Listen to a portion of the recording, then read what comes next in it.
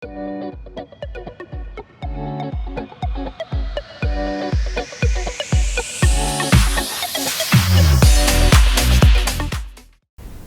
saudara, apa kabar? Jika kita menganggap sesuatu berharga, kita akan menjaga sesuatu itu untuk kebaikannya. Saudara, kita pernah mungkin sebagai anak mengalami hukuman, entah di sekolah atau di keluarga, karena sebuah pelanggaran. Kita dididik untuk belajar dari pelanggaran kita. Saudara, Tuhan menganggap kita berharga. Dia amat mengasihi kita. Tetapi melebihi orang tua mendidik kita, Tuhan bahkan melampaui itu. Sebuah hukuman yang tidak bisa kita tanggung, yang tidak mampu kita tanggung, Ia gantikan. Sebegitu berharganya kita di hadapan Tuhan, hingga Ia melepaskan semua untuk kita. Saudara, mari kita mensyukuri anugerah Tuhan, kasih Tuhan yang begitu besar buat saudara dan saya. Hidup kita berharga baginya. Hidupmu berharga bagi Allah. Hidupku berharga bagi Allah. Tiada yang tak berkenan di hadapannya. Dia ciptakan kau seturut gambarnya. Sungguh terlalu indah kau bagi Dia. Dia berikan kasih-Nya bagi kita. Dia telah relakan segala-galanya. Dia disalib untuk tebus dosa kita. Karena hidupmu sangatlah berharga. Yang terkulai takkan dipatahkannya. Dia akan jadikan indah. Sungguh lebih berharga. Sumbu yang telah pudar takkan dipadamkannya. Dia akan jadikan terang untuk kemuliaan-Nya. Puji Tuhan, hidupmu dan hidupku berharga bagi Allah. Hidupku berharga bagi Allah. Tiada yang tak berkenan di hadapannya. Dia ciptakan kau seturut gambarnya.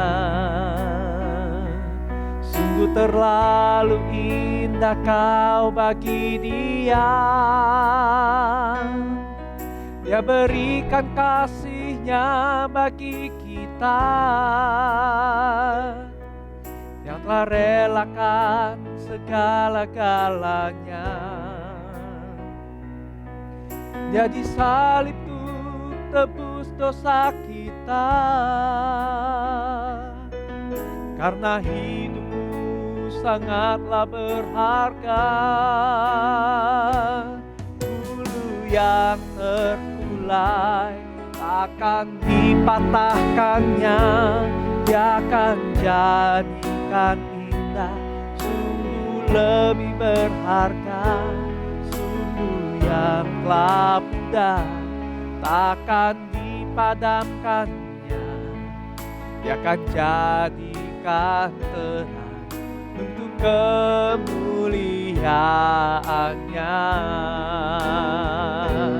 Bulu yang terkulai takkan dipatahkannya. Dia akan jadikan indah. Sungguh lebih berharga. Sumbu yang telah pudar takkan dipadamkannya. Dia akan jadikan terang untuk kemuliaan-Nya. Dia akan jadikan terang.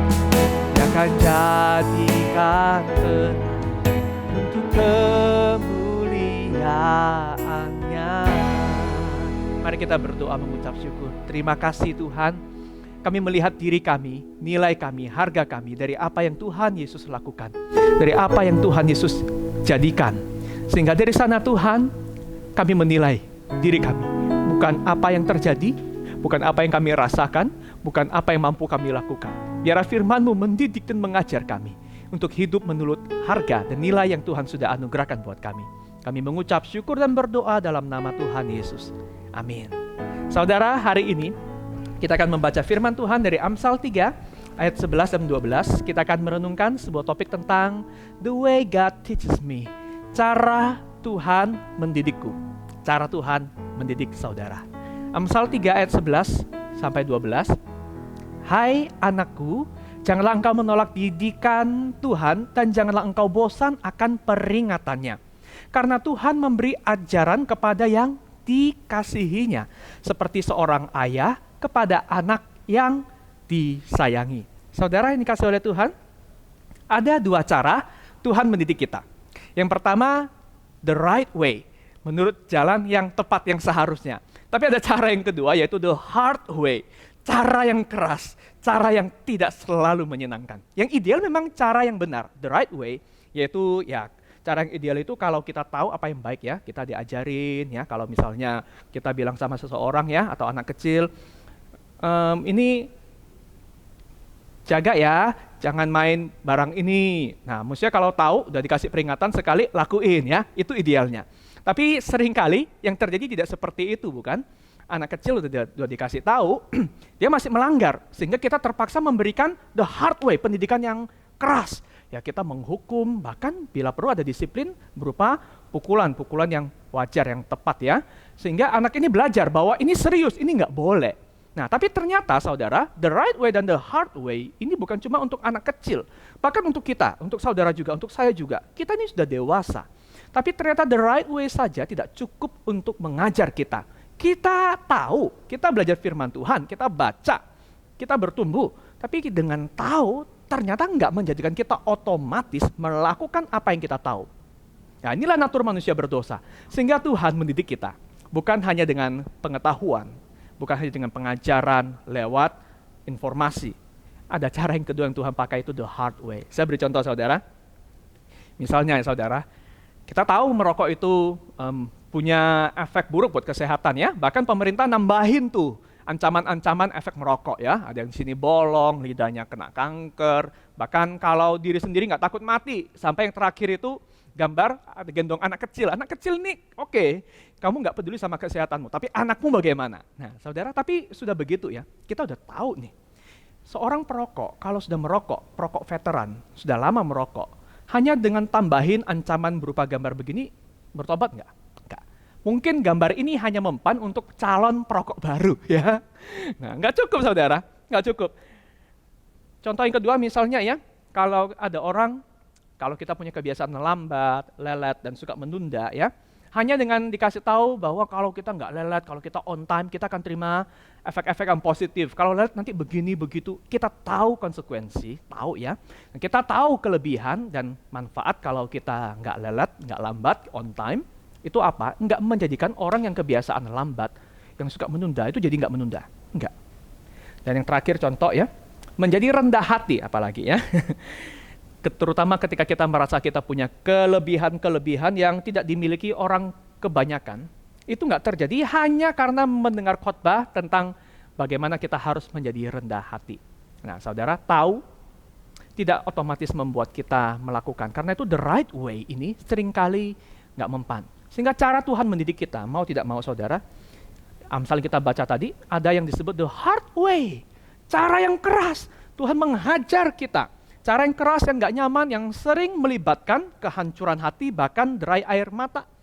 Cara ini yang membuat kita mengalami konsekuensi dari perbuatan kita dan akibat dari pilihan kita. Contoh, yang tadi merokok itu ya saudara, orang yang sudah sekian merokok, itu akan terpaksa berhenti merokok ketika dia sudah mulai merasakan efek buruk dari merokok itu. Jadi kalau dokter sudah bilang, wah ini antara stop merokok atau stop hidupmu. Saya punya pengalaman saudara, ada satu uncle saya di Pontianak. seorang perokok berat, sehari badannya besar, dia sehari itu bisa merokok berapa bungkus rokok. Dan waktu saya pulang Pontianak 2 tahun yang lalu, dia sudah berhenti merokok total. Saya terkejut, kok bisa? Bagaimana ceritanya? Karena papa saya masih merokok, saya juga berharap papa saya berhenti merokok.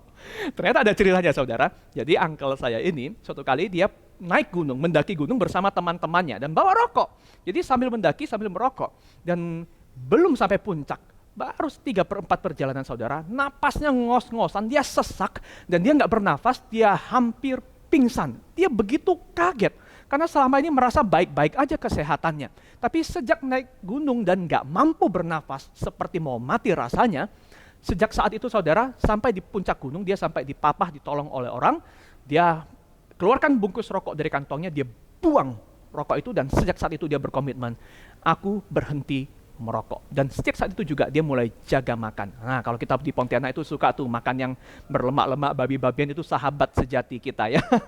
Buat babi nggak jadi sahabat, buat kita itu sahabat. Seneng banget makan gitu. Tapi sejak saya pulang, biasanya saya selalu diajak kuliner, sudah makannya bersih. Saya makan yang masih heboh, dia makannya sayur-sayuran bersih. Saudara, bagaimana bisa berhenti merokok? Sejak diajar secara keras lewat ancaman kesehatan.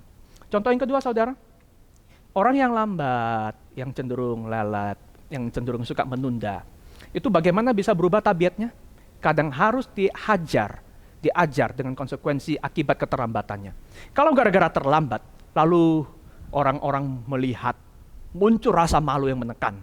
Gara-gara suka menunda-nunda, pekerjaan terlambat, atasan marah dalam pekerjaan, kepercayaan mulai menurun, kepercayaan ditarik dari kita, atau bahkan yang terburuk mungkin diberhentikan dari tugas pelayanan atau bahkan pekerjaan tertentu. Saudara, kapok kan? Jera bukan? Sejak saat itu jika ada orang yang melambat mengalami konsekuensi dari perbuatannya, biasanya akan mulai belajar untuk on time. Ini belajar the hard way, didikan dengan cara yang keras. Dan contoh yang terakhir, soal rendah hati tadi ya. Saudara, saya waktu masih remaja dulu ya, seperti katak dalam tempurung. Saya pernah punya pengalaman yang memalukan yang membuat saya belajar tentang apa itu rendah hati.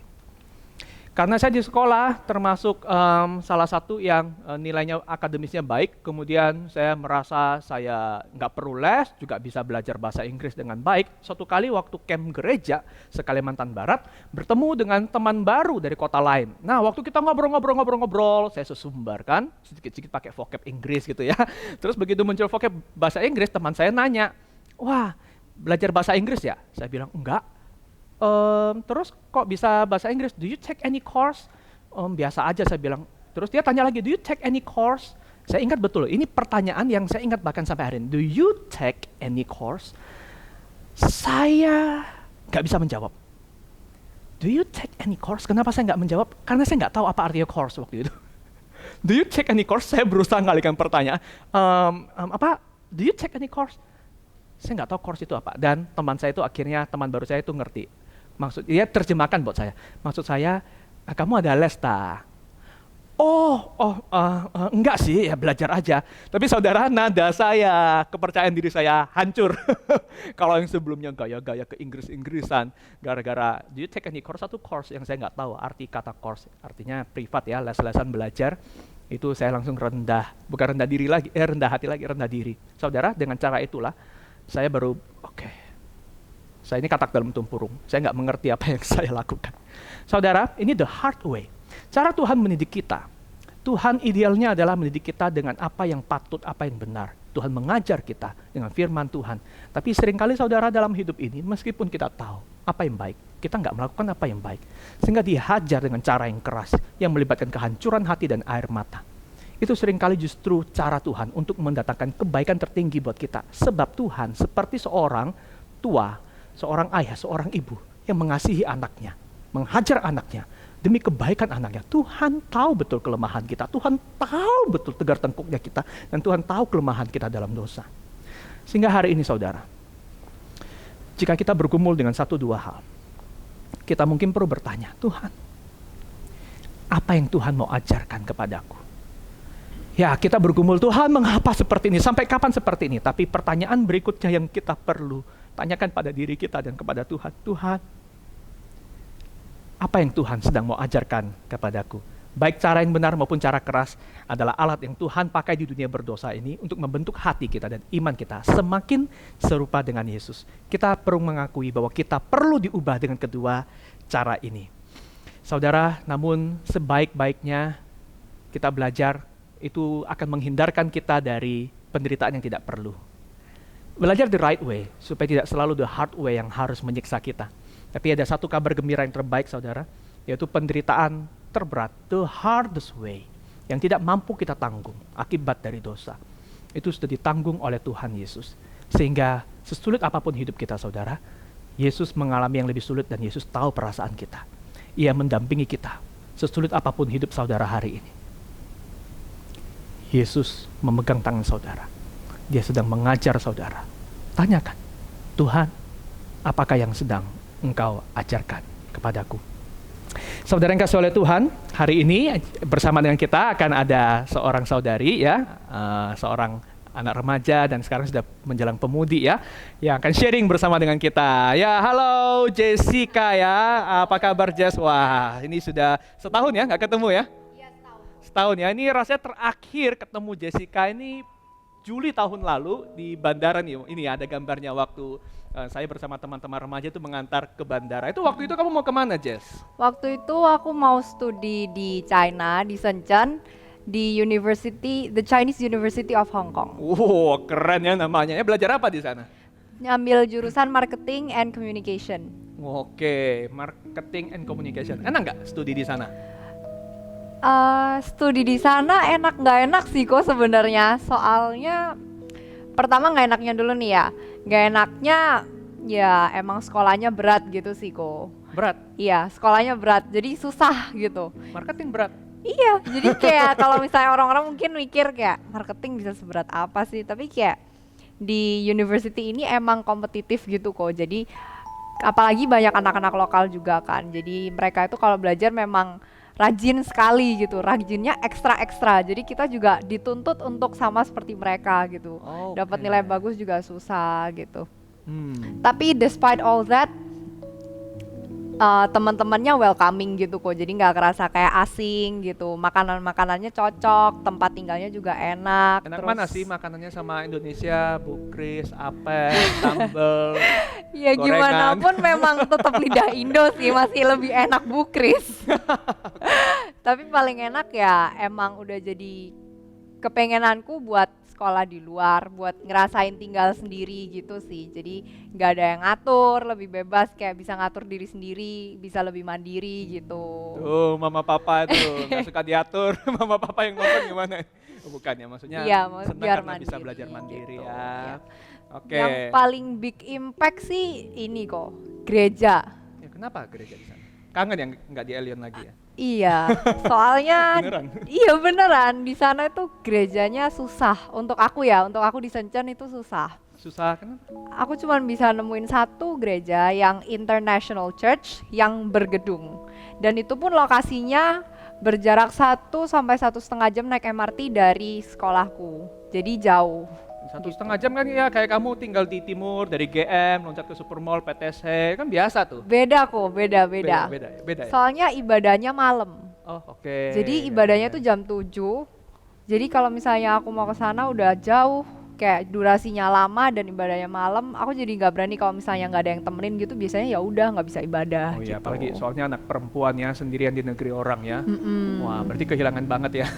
Iya, tapi puji Tuhan masih ada komunitas sih. Jadi biasanya masih ada komsel, dan kalau ibadah mungkin kita kayak sewa ruangan di apartemen atau ruangan di hotel, ruang seminar kayak gitu-gitu.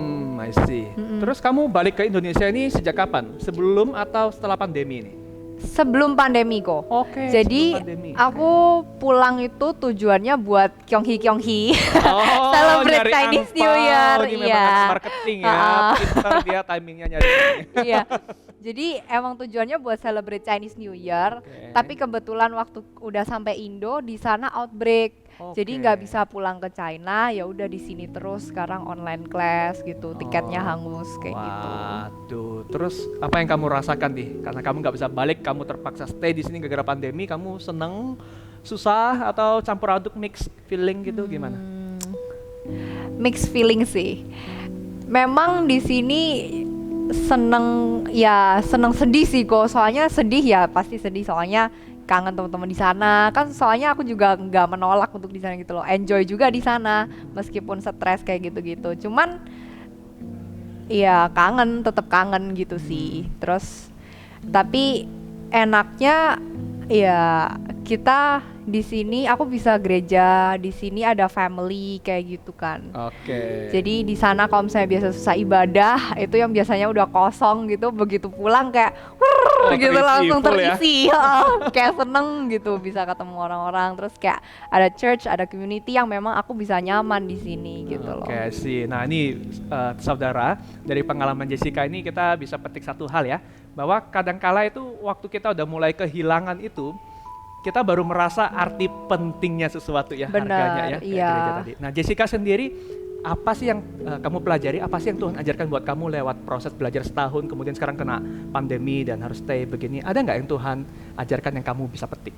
Iya itu kok, yang aku paling rasain ya, yang benar-benar aku ngerasa belajar dari selama pandemi ini itu, aku benar-benar merasain bahwa selama ini itu spiritually itu I need to be tested gitu loh.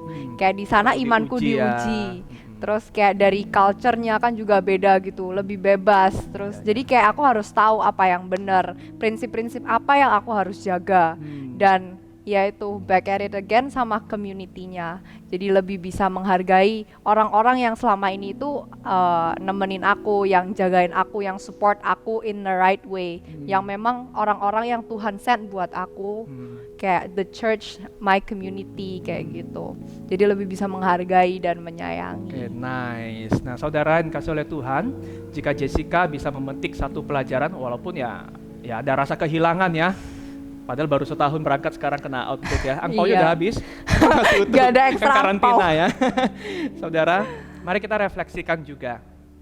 Belajar yang benar, the right way yang Tuhan mau buat kita adalah dengan belajar firman Tuhan. Saudara punya wadah ini, saudara mau belajar dengan cara yang benar, karena ini bisa menghindarkan kita dari banyak penderitaan yang tidak perlu. Saudara punya waktu teduh di masa-masa sulit seperti ini. Jessica pernah merasa kehilangan dan kini menemukan kembali, baru bisa merasakan harga sebuah persekutuan dan ibadah di hadapan Tuhan.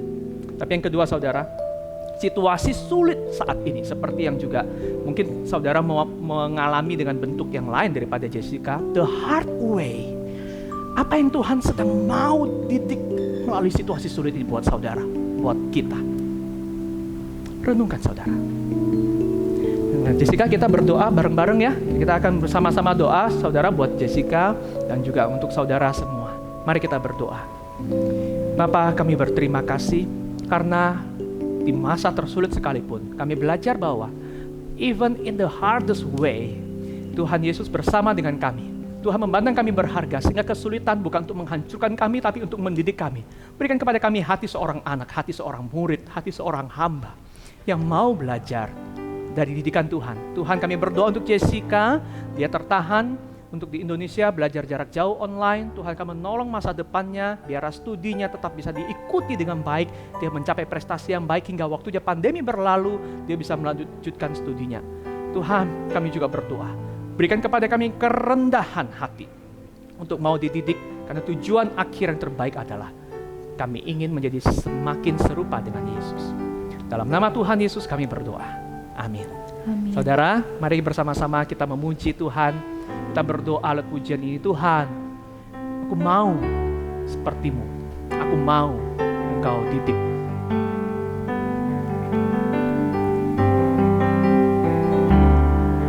Bagaikan bejana siap dibentuk, demikian hidupku di tanganmu.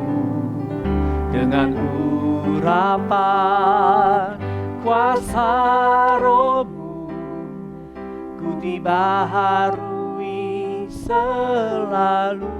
Jadikan kami Allah Tuhan, jadikanku Allah dalam rumah-Mu. Inilah hidupku di tangan-Mu. Bentuklah turun kehendak-Mu, pakailah sesuai rencana. suasana-Mu. Ku mau seperti-Mu Yesus. Ku mau seperti-Mu Yesus. Disempurnakan selalu dalam segenap jalanku, memuliakan nama-Mu. Mau seperti-Mu Yesus. Ku mau seperti-Mu Yesus. Disempurnakan selalu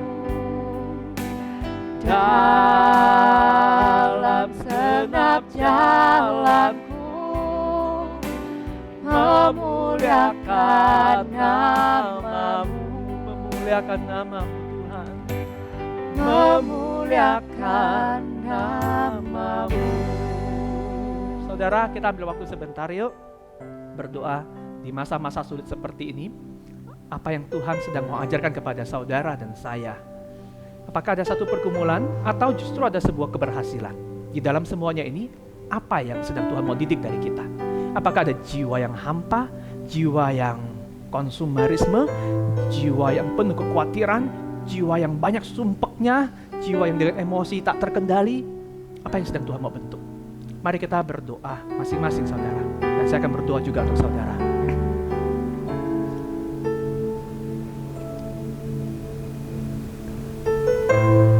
Tuhan, Kau melihat hati anak-anak-Mu. Kau melihat hati hamba-Mu juga. Apa yang kami gumulkan ini Tuhan, bukan apa yang tampak di luar yang perlu dibereskan. Sesungguhnya yang paling dalam ini Tuhan yang perlu dibereskan. Jika ada di antara kami yang bergumul dengan apapun di dalam hati kami mohon Tuhan berikan kepada kami kepekaan untuk mau Tuhan didik the right way, bahkan the hard way. Jika ini diperlukan, Tuhan hancurkan apa yang perlu dihancurkan.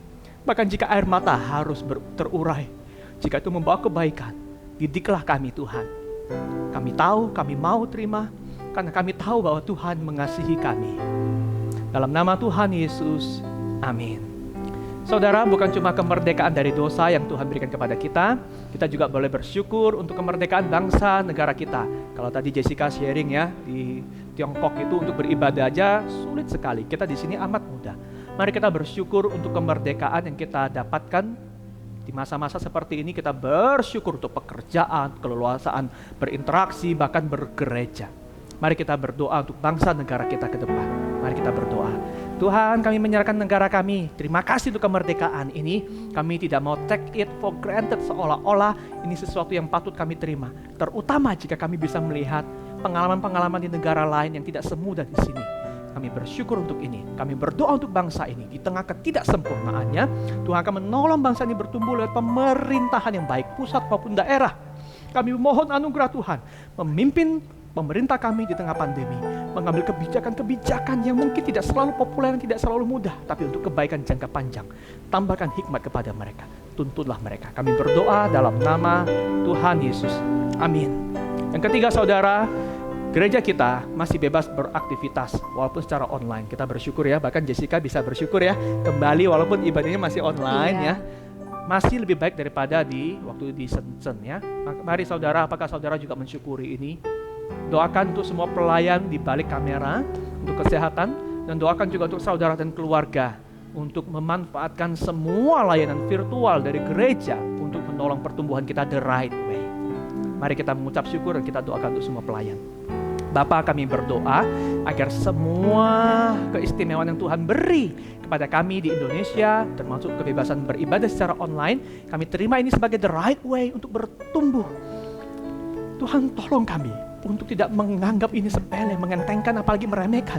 Sementara banyak orang yang merindukan ini. Tuhan tolong juga untuk setiap pelayan hamba Tuhan, tim di balik layar, tim multimedia, semua pelayan-pelayan.